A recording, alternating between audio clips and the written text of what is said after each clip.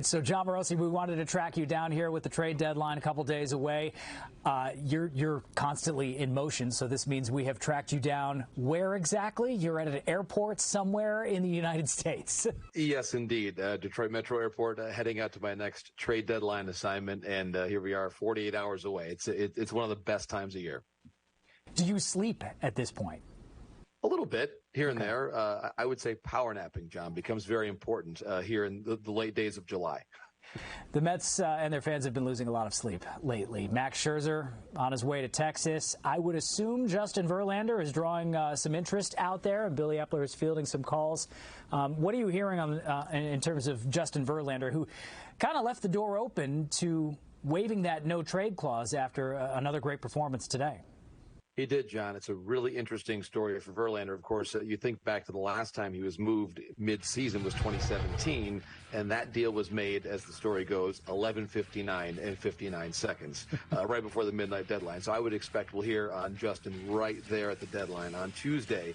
And I think there is interest out there, especially when you consider the precedent that Steve Cohen set with Scherzer by including a lot of money, obviously $36 million of it to make that deal happen. So I think that to me is a really interesting part of this, to where a team might say, yeah, I'll take Verlander, especially if you're going to be able to offset that amount of money looking forward to next year. Teams like the Astros have been mentioned there, and I was told all along the Giants have some interest as well. So if you're Billy Eppler at this point, you know, he made it very clear he didn't want to use the word rebuilding. He wanted to point everyone to 2024 and that this team is still trying to win. He doesn't want to call it a fire sale. What exactly is Billy Eppler tasked with ahead of Tuesday? And he does have some other movable parts here, because clearly the Mets are selling off. They are, John. And I think that we can mention the outfield, too. It wouldn't surprise me at all if we see Tommy Pham or Mark Canha moved on. We've seen teams like the Phillies. I know it's in division, but they need an outfielder as well. The Angels now with a Taylor Ward injury, they could use a right-handed bat, too. So there is some interest in right-handed outfield bats, and the Mets have those. I think that when you look at Acuna, of course, Luis Angel Acuna, the younger brother of Ronald, who they obtained in the trade with Texas, you know, he's someone that is at Double-A and could be in the major leagues next year. And to your point, there's two different ways to do this. There's either what the White Sox are doing now, which is everybody's going, and you'll take almost anybody at any level coming back. I think the Mets want to make sure that they can compete next year, they hope, or at least make themselves reasonably competitive enough to be able to be in the mix for Shohei Ohtani this winter. So they're trying to play three-dimensional chess or checkers, John, and I think it is a very challenging thing for them to thread right now. It is a tough spot to be in, and you wonder if Shohei Ohtani would even consider coming east to play in New York, but that's something the Mets are going to have to try and move all in on when the time comes.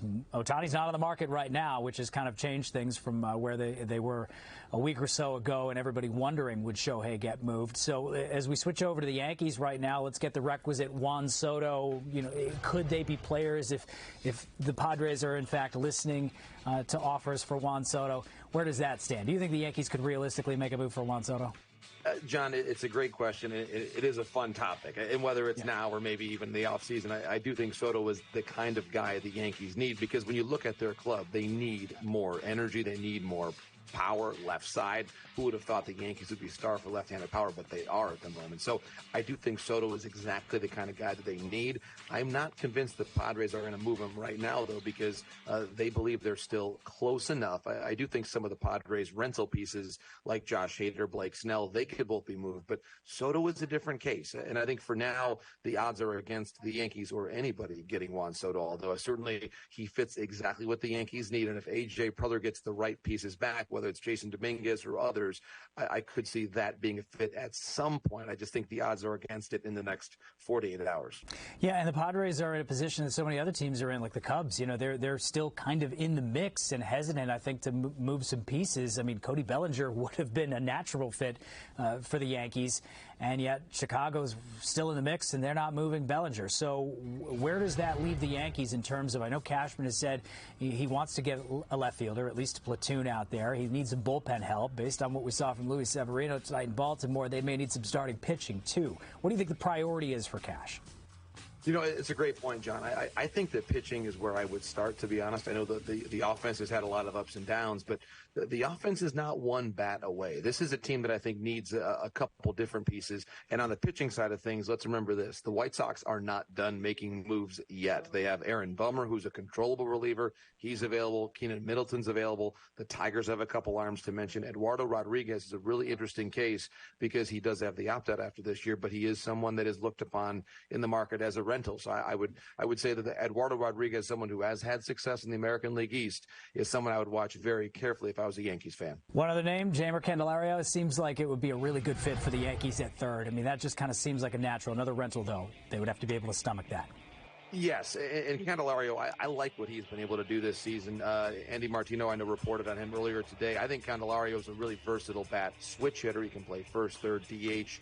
He's had a lot of experience, certainly in the American League with the Tigers. I think he is a really underrated player in the marketplace right now. So I think if the Yankees are able to find a way to come away with Jeimer Candelario, of course, he was actually a New York native originally, so maybe that's a way to bring him into the fold for next year, too, because this is not just a right now search for the Yankees to the corner, at least the third base spot. They've got to look at that part of their club in the offseason as well. Okay, Jon Morosi, we'll let you get to your flight. Keep your iPhone charged. Make sure you have wireless on there. And the next time we talk, we'll talk about whether your Harvard Crimson or my Boston University Terriers have a better shot of making the Frozen Four next year.